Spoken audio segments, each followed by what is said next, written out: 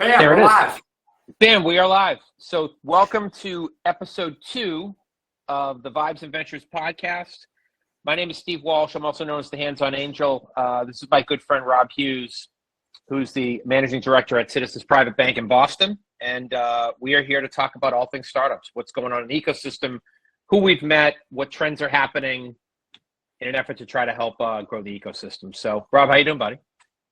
I'm good. I always look forward to our conversations, both on the phone, verbally. So when we're just talking, when we FaceTime each other, which happens frequently, and most often when we're texting each other. And so now bringing it all together for the pod and giving people a little behind the curtain glance of what we're talking about to each other all the time. They may find it interesting. Great. If they don't, we're still going to keep doing it because this is more for us than for them. Hopefully they find it useful. But yeah, we're just going to keep sharing nasty tweets and ideas and things that we're thinking about and talking about with our friends, and hopefully it's informative, an informative peek behind the curtain. That's awesome. That's awesome. So we like to do this in a format of what we like to call My Three Things, which are three things that are on both Rob and my mind as we think about the last week in startups. So Rob, why don't you kick us off today with what's the first thing on your mind for My Three Things? Well, I just was at a holiday show over the weekend, and they played a few of my favorite things from The Sound of Music. So we might have to retitle the bit here, but I think it's it's a few of the things that we're thinking about. It works. A few of my favorite things is even better. Let's see how it goes. Boom. I love this tweet. We are so marginally back. Talking about the funding in 2024 and gearing up for 25, and you can see what an outlier year 21 was. And then you can just start to see that growth happening in 24, obviously not evenly distributed. Obviously, there's some room to go to get us back to the where we were even in 2020, but it's trending in the right direction overall. And obviously these are weighted heavily more towards the larger rounds, but we're starting to see a little bit of a healthy uptick in deal flow, and all the signals and signs are that we're going to be in for a roaring 2025. All positive feedback so far. So that was top of my list. I think it was the first thing I shared with you this week, and I just love the tweet. We're so marginally back. The marginally back's the best, and also it shows what I like to call it the banana zone was in 2021. Like it was like 3-4x of what the normal volume. Deals were happening in hours, not days or weeks. Like it was nuts. I was getting texts that, hey, this deal just opened. You have to make a decision in 24 hours or it's going to be full. I'm like, what? I'm like, they have no revenue. Like they just launched the product an hour ago. Like what are we doing? And I do think that one of the benefits has been a little bit of pull back to normalcy. It doesn't mean that it's pull back all the way, but you got to build a real company now to get funded. And that's not a bad thing. But I like the fact that we're on the upswing. Turns out when you have limited ammunition, you can't shoot at everything. You have to pick your shots. And so having less ammo to fire at the ecosystem, and as it were, may not be the most pleasant feeling if you're a founder. Like maybe I hope they take a shot at me, but I think on the whole, it's healthy for the ecosystem to have a little bit more prudence around when they're funding companies, why they're funding them, and how they're funding them. Right. That's a strong lead up. The marginally back is the best part of it. It is, yeah. I think it was such a good tweet because I think he said we're so back, sort of was the tweet. It was like dot sort of, and I was like, man, that's really good. I thought of 20 different ways to say it, and none of them were as good as that. So hats off to you again, at Peter Walker, who I got introduced to this week, and we still haven't set up a call. That's going to be kind of a fun moment when I get to chat with him. So my lead off for today is a phrase which I'll probably work into a tweet at some point. It's about how small the startup world is. And we live in a pretty vast world, but in the startup ecosystem, not just in Boston, but globally, it's actually a lot smaller than you think. And without getting into names, I had a founder this week that Rob and I both know that sort of went around the world and I would say expected stuff to not get back to the ecosystem when they put stuff out in the ether. And a couple things about that you should know about, me and Rob. One, we're old, and old guys know a lot of shit and a lot of people. And two, we're everywhere. Like we have our tentacles into everything. Early stage, late stage, banking, pre-IPO. Like we're just in a lot of places, and we don't just, everybody thinks we do it in Boston only. We don't. We've done stuff in Austin, Texas. We've done stuff in Miami. We've done stuff in Los Angeles. I would argue, Rob, will probably be doing stuff overseas soon. So, Yeah. And the reason I bring this up, it's not a cautionary tale. It's just understand that the ecosystem is a lot smaller and, more importantly, a lot tighter than you think it is. And everybody knows everybody, and everyone's aware of what everyone's doing at all times. And I just think as founders and funders, we need to be cognizant of that. And you need to understand that what you say means something to people, and that it's going to get around pretty quickly, whether you're saying good or bad things or whatever. And I think sometimes people think that the world's a big place and the startup ecosystem is massive. But I get on calls all the time where I'm like, oh, I noticed on LinkedIn we have 275 common connections. So the world's actually a lot smaller than you think it is, Rob. But do you agree, disagree? What do you think, Rob? Yeah, I think it's a lot smarter than people give it credit for as well. Information moves quickly and has never moved faster, and the access to information has never been easier for people to have. And so I think you have to be very careful about what you're saying to whom, because word travels fast, and the world it feels very big when you're young and naive, I guess. And the older I get, the more I realize how small it actually is. And it's very hard to repair a reputation. Like, you get a reputation, that's what you're known for, and you want to make sure that's a good one and not a bad one. And be prudent with what you write down and be prudent with what you say, because news travels fast, good news and bad news. That's awesome. That's awesome. What's your number 2 thing for the week? Now, let me I'm getting better at this, I swear. You're getting better at the sharing. Actually, last week we were all over the place. Look, we don't even have the supervisor, Sean, to watch us this week. This is awesome. I know. Sean didn't even show up to supervise. What is he, slacking? I don't know how to make that brighter. He's confident.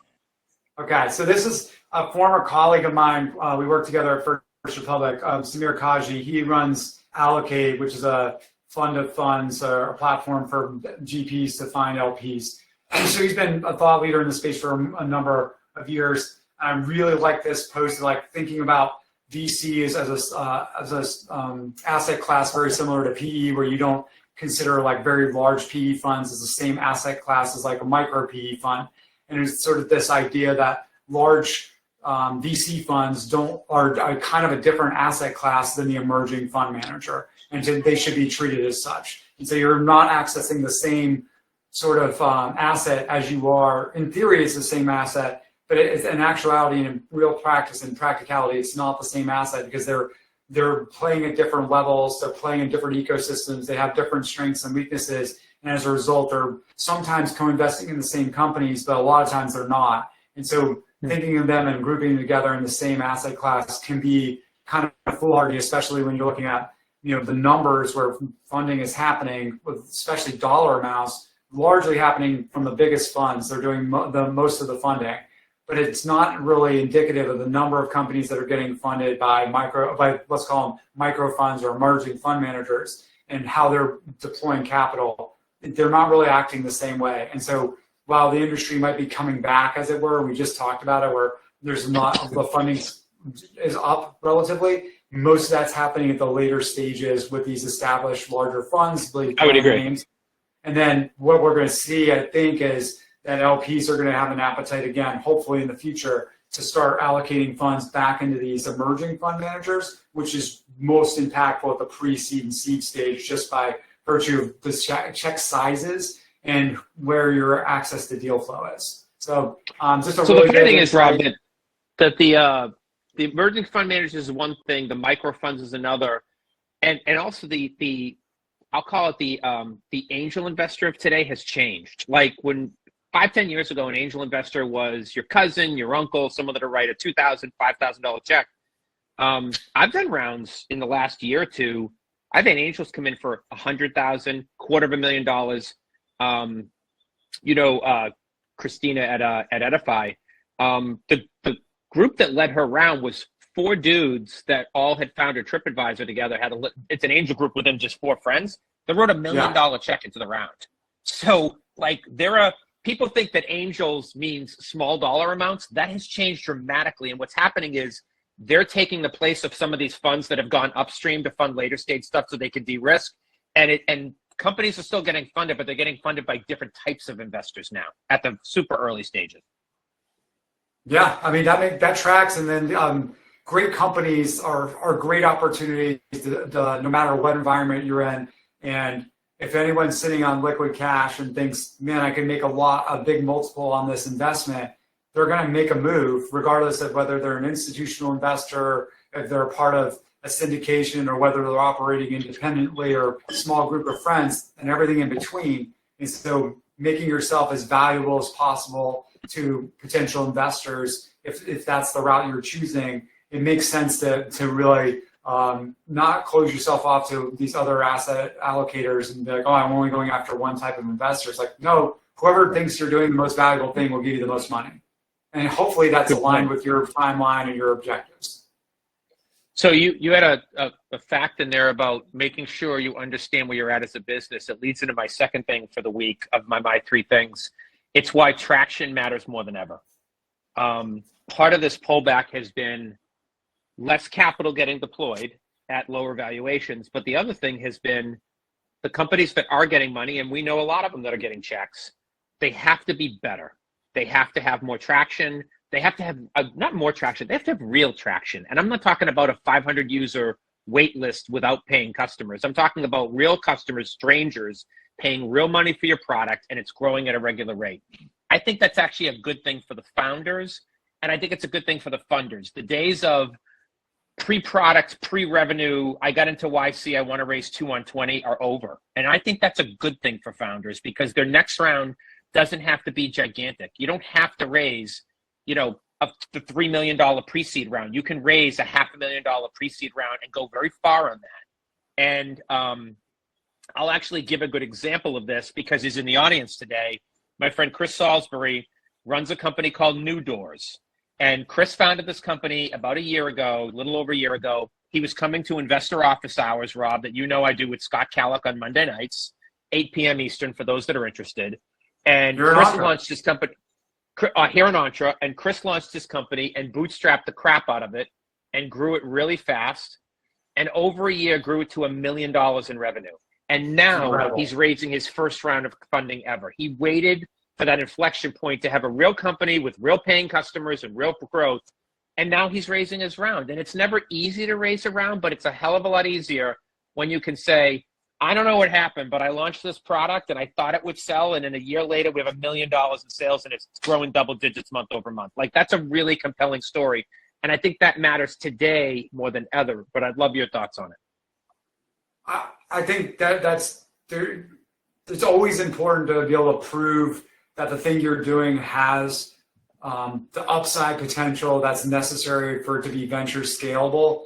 And how you prove that shows up in different ways for different types of founders. And a lot of this is dependent on your network, your background, if your track record as an entrepreneur, as a performer in general. That's going to dictate a lot of your strategy. I think I tweeted out earlier today when we were texting about this is like, hey, if you're a pre-seed company and investors aren't reaching out to you, it might be better for you to focus on getting more customers or building your brand than spending your time chasing investors. When you have something super valuable, they'll be coming to you. And maybe that's the signal that we should be paying more attention to is like, hey, they're reaching out to me because I've built something here, or I have something significant enough that when I go to them, they're like, how have I not heard of you before? Versus, hey, I have an idea, I'd love for you to fund it.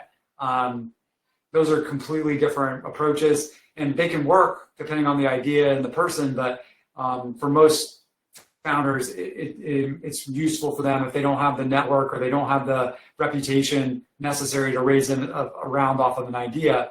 They might want to spend a lot more of their time building a business that's fundable, building a brand that excites people and really get momentum going behind them versus trying to spend all their time cold emailing venture capital funds and angel funds and trying to get a meeting with them and put them on their newsletter. Those can work. But I thought I'm probably biased more towards Chris's approach of like, I'm going to build an incredible business and I'm going to pick the investors that I think are going to be most aligned with what I'm trying to do and how I'm trying to do it, and can get me to the next level. So it's funny. I had two thoughts. One was, it was off of the conversation we had this morning on this idea, which was inbound equals interest.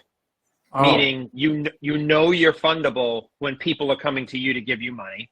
And the other was, I had a founder ask me this morning on Twitter, of all places, how do you know when it's time to raise money, or how do you know when you're winning? And I said, when your customers are so excited about your product or service that they're telling other customers without you asking them to do it. That's when you know you're winning. Those are great times to raise money. Or when people are introducing investors to you without you asking, like, hey, you got to meet this guy, you got to meet this gal, you got to meet this whatever. This entrepreneur is incredible, and you're like, oh, thank you. I'm not really raising or thinking about it, but I'm happy to have a conversation. Those are very different from you going in through an info email, trying to get their attention with headlines and flashy decks or whatever the approach may be. Those can work again, but in an era where people have, where fund allocators have a lot more optionality and they're taking a lot longer to figure out which companies and founders they want to back, having empirical data that points to the fact that you already have something tangible and that it's growing really fast and what it needs is an injection of capital, that gives you a leg up. Yeah. It's not something till it's something. Yeah, and then everybody wants a piece of it. And then everybody wants. I mean, I was talking over the weekend with Christina and from Edify, and now her round's closed. We oversubscribed. We closed it. She doesn't need any more money. The number of venture funds and firms that are contacting her that passed or said it was too early, now that the round's closed, it's 10x of the people that were talking to us when the round was open. Because now everybody wants to be involved. Everyone's like, oh, well, I saw everybody else in the cap table, and you got the guys from TripAdvisor. Of course we want to be involved now. She's like, yeah, sorry, too late. See you the next round. Bye. Tale as old as time. That's it, man. That's it. So Rob, what's your third thing on your My Three Things? This one's going to be a little bit of a change of pace, but I really liked it. There was a lot of big AI news this week, quantum computing, AGI announcements, OpenAI figuring out that their algorithm was lying to them to preserve its own existence. But then I saw something very encouraging, and it's this company out of the UK that built an AI that wastes scammers' time. And so it's basically like they call up and this thing runs them through the gamut and just wastes their time. I think there's a back end of like tracking, tracking down the scammers, locating them, blah, blah, blah. But I thought, wow, and with all the bad news we hear about AI, when we hear all these bad reports and the evils and the threats to humanity and all this, like actually this is a very good use case. Like, why not waste the time of potential scammers and also while you're wasting their time, be able to locate where they are and notify the authorities to keep them from preying on other people, specifically the elderly. I thought it was just genius. Like, what a clever leverage of an emerging technology that has grown leaps and bounds even over the last few years. Even over this year, actually, it's gotten a lot more sophisticated. And I think it's really, it's the battle of bullets and bulletproofing. It's the armor versus the weapon, and this is like another strike back from the side that's trying to protect people's information, their identity, and their assets against people that would want to take that away from them. And I thought, man, that's a great leverage for this technology. Really creative, super interesting, and the video is just hilarious. It's like, this is great. I mean, you can have the video afterwards, but just the voice of, like, it actually sounds like an elderly person that genuinely sounds confused. And you can hear, if you click on the tweet, you can hear the scammers just getting more and more frustrated as they're running them through this doom loop of like, you're never going to get the money, but you don't know it. You're like, I think I'm going to get it. It's like, the check with me in 2 weeks, forever, keep me on the tickler. The worst no is a long no. And this one's a slow, long no. And I thought it was really, what it is, Rob? You know what that video reminded me of? The video reminded me of founders that are talking to fund managers that have no interest in funding them. They just want to suck all the information out of them. Happens all the time. Yeah. I mean, that's a thing that people aren't aware of is like, there's no incentive for an investor to say no to a founder, because then they might get precluded from another round or being able to like participate in the active round. Like Christine raises her round, you're like, oh, we had a great interaction. Maybe I can sneak into that cap table and join the momentum. So there's no real reason or upside in saying no. So a lot of them pass on saying no. They give the soft no, and founders are still hopeful that they're going to get a yes. They put it down as a maybe, and it's like, that's a no. It's a soft no, but it's a no. So that is maybe this software was created off of how this AI is based off of how VCs let down founders slowly. Oh, that's dark. So here's the funny thing. So OpenAI actually had an outage last week because I was in the middle of working, and it was down for a couple hours. They actually published it. It hit the news. So it's interesting. I have an interesting hack that I will share with the group. I'll throw it into the chat. So Rob, do you know everyone's a kid to me, a kid named Kazir from Babson founded this company called Answer? No. So here's the hack. So I just threw it into the chat for everybody. So what he did, he's an MBA student at Babson. He went out and built an interface that takes ChatGPT, Claude, Llama 3, all the available GPTs, and he tapped into their APIs, brought them, put a skin on it in a UI interface. So he has a service that for $20 a month, you can get all the GPTs out there. So when GPT-4 was down the other day, he was fully up and running because you could toggle between Claude and Llama.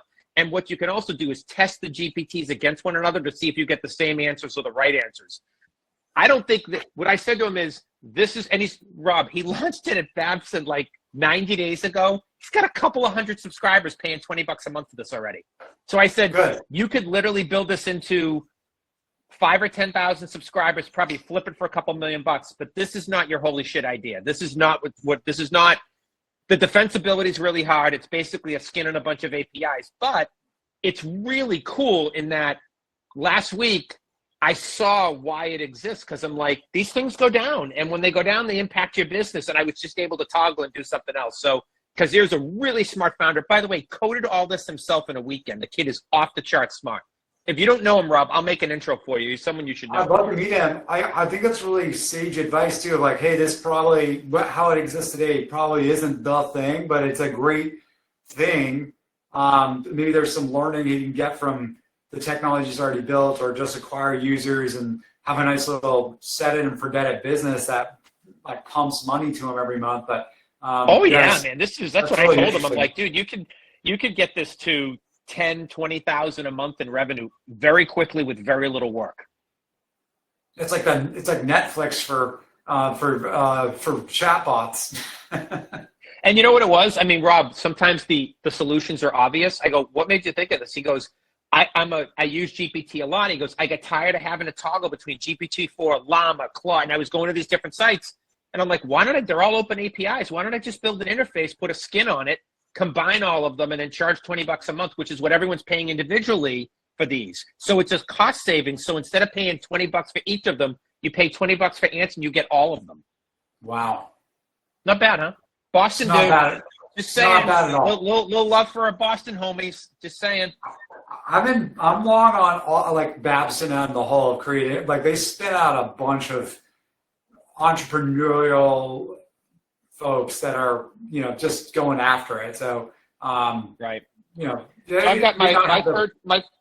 They may not have like the cachet of like a Harvard or MIT, but per student, they're producing far more entrepreneurial students or people that are going to go on to launch companies or run companies. I'm very long on them, and they have a pretty small college going to be network. top 100. Like they're top 100 in the world, and it's pretty small. Yeah, it's very small, but they're entrepreneurial. I went to one of their pitch competitions a couple of years ago, and I forget how many hundreds of thousands of dollars, it might even been millions of dollars got raised from just those five. It was like 5 or 6 companies that pitched, and people are just really enthusiastically supporting the companies. They were very strong companies, but they got checks written from that, and it was such a encouraging thing to see that their alumni supported the next wave of innovators coming through the system. So long on Boston and also very long on Babson. It's awesome, man. Good for you. I agree with you totally. My last thing for my 3 things for the week is why I think waiting for the perfect time to start is stupid. It just is. Yeah. There is no such thing as a perfect time to start a company, to launch a product, to build a team. The hardest thing is actually just starting. And I think I hear it all the time from founders. The product's not ready. The team's not ready. We're not ready to launch. Sometimes you just need to do it. You and I have been talking about doing something like this. And this is a good example. You and I have been talking about doing something like this for almost a year, because we have these conversations, whether it's over Twitter or while we're exercising, whatever. And we come up with these ideas and these tweets and we're like, why aren't we like sharing this with people? Because every time we get into groups and we're talking like this, people are like, this is gold. Founders want to hear this. So one day we're like, why don't we just start? And obviously we both know Michael pretty well from Entra. We're like, Michael, can we use the platform? Will you help us with the logo? We got it spun up in 24 hours. And last week we just decided, yeah, we're ready. Let's just go. And everyone's like, who's doing your editing? What site are you hosting it on? How are you going to do post-production? I'm like, look, this is me and Rob and a camera and hitting the record button. Like, there's not a lot of post-production here. We have no desire right now to be all in and like have people like running events all over the world. Might get to that, but this was just about us sharing some cool shit in the ecosystem and just starting. And I think the mantra is sometimes starting's the hardest part. So just start. There's never a good time. But I'd love your take.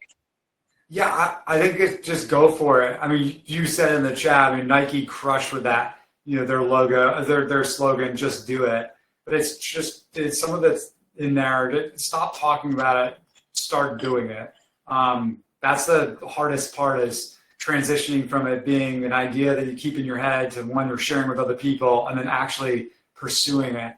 And you can get stuck in the idea stage or the talking stage, and versus actually trying to do it or doing it. And very, very easily. There is never going to be a perfect time. You're almost certainly probably you're more likely to be too early than too late to building a company. So because most of us live 5 years in the future. So if you're thinking about doing it, figure out how to do it and go for it. Would probably be the best advice to anybody that's serious about to pursuing their dream of starting a company or solving a problem for the rest of us human beings. Just go for it. Figure out how to do it, but start small, one task at a time. Keep checking off the list, and before you know it, I was laughing with Steve because one of my friends called me. He's like, "Yeah, I just walked by and somebody was watching your podcast in the studio," and I was like, "Oh, okay." So it was like, "All right, I guess it's out there now. Like, we're just doing it." Versus like, hey, sure, you're not going to get better at it by not doing it. You're not going to get closer to what you want by not pursuing it. You just have to go for it. And I think, with us, especially for folks that know you and I, Rob, we're not a lot of things, but I think we're pretty authentic. And what we try to do what we say we're going to do when we say we're going to do it. And I think what I like about this is it's us learning and building all at the same time and doing it in public in front of an ecosystem that means a lot to us. And I think that's important, that we show founders and funders that we're willing to do what we ask others to do, which is try something, iterate, learn, fail, succeed, doesn't matter, but you win by doing. I said my favorite phrase with my sons is you win by trying. You win by doing. That's it. It doesn't matter if you're successful. You win just because you try. Yeah. Yeah. Like, I mean, you can't, what is that? You make 0% of the shots you don't take. Like just take a shot. Like it's a no unless you try anyway. So go for it. So that's Ted Williams, the greatest hitter in baseball of all time, batted .400. That means he only hit 4 out of 10 pitches. 4 out of 10. That's an awful percentage, and he was the greatest of all time. That's nuts. I think there's a piece too where it's like there's the more opportunities are lost from not doing something, from inaction, than from making bad decisions. And when you start, right, like when they're thinking about risk, they're thinking about all the things that could go wrong versus the outcome that could be very good. But in reality, the risk is just not equal. Like, all risk isn't created equal. I was thinking about, I think it was Peter Thiel was talking about Elon Musk, and he said something about his his risk, the way he's identifying and activating risk is like different from anybody else. His risk tolerance and the way he's evaluating risk is just so different from most people that it's kind of mind-boggling. And I've been thinking about that a lot. About okay, the ones who take the biggest risks have the biggest rewards. Where others see, I think with Elon, where others see risk, he sees opportunity. So everyone said, you can't build electric cars. It's too expensive. The battery life sucks. Elon's like, massive opportunity. If I can do it, we can own the world. Others said, the space program sucks. NASA can't make any money. They don't know how to do this. Elon's like, great, I'm going to build the best rocket ever and just make NASA my customer and go to Mars. Like, he just sees opportunity where others go, it can't be done. Twitter's too expensive. It's too bulky, too many people. He's like, great, let's get rid of 75% of the staff and do twice as much as we've ever done. Like, it's just, he just sees opportunity where others don't. I mean, Twitter was supposed to be dead. I mean, I guess it is. It's X now. Dead. It was supposed to be dead. Yeah, it was supposed to be able dead. to function. I saw a crazy stat that the election day they had 8 billion minutes of usage on X. Yeah, it's bonkers. Unreal. Look at how much you and I are using it, Rob, now on a daily basis. A year ago, I was barely there. Now I'm there 3 or 4 times a day. And I'm like what you said, just doing it. Like, I'm tweeting far more than I've ever tweeted in the last 30 days. I've tweeted 20 times as much as I've tweeted in the prior 4 years. So just flexing that muscle, just getting used to doing it, and you just kind of, after a while, it becomes natural. Everything is scary until you start. The unknown is. Oh, that's a good tweet right there. Everything is scary until you start. I'm gonna do it now. Right at the end. So, and look at this. We got through all my 3 things, 30 minutes, door to door, very tight. No issues with sharing. Look, we're already learning. It's awesome. Tweet sent. So, for those that joined us today, thank you for joining us in episode 2 of Vibes and Ventures podcast. Thank you to my good friend Rob Hughes for just helping me along my journey, learn and grow, and just have a lot of fun along the way doing it, man. I appreciate you very much. Let's do an ugly sweater one next Monday when we do it, because it'll be like it'll be right before the 25th. I think it's the 23rd is next Monday. So let's do an ugly sweater one, or like a festivities one. Do you have an ugly How sweater? about festive, holiday festive, like could include a Santa hat, an ugly sweater, whatever you want to do. You do you. Okay. You'll have some sort of weird hairdo going. It'd be awesome. You know, I could take gruff from you. I could take gruff from you on the hair thing because you have great hair as well. What really I'm always like kind of brush off is when the bald guys give me grief about my hair. I'm just like, yeah, you know, like it's like I don't really listen to you so much. But when you say it, I actually have to like think about it. I'm like, am I doing too much with my hair? That's awesome. I'm going to stop the recording. We will see everybody next week on Vibes and Ventures podcast. Thanks for joining us, folks.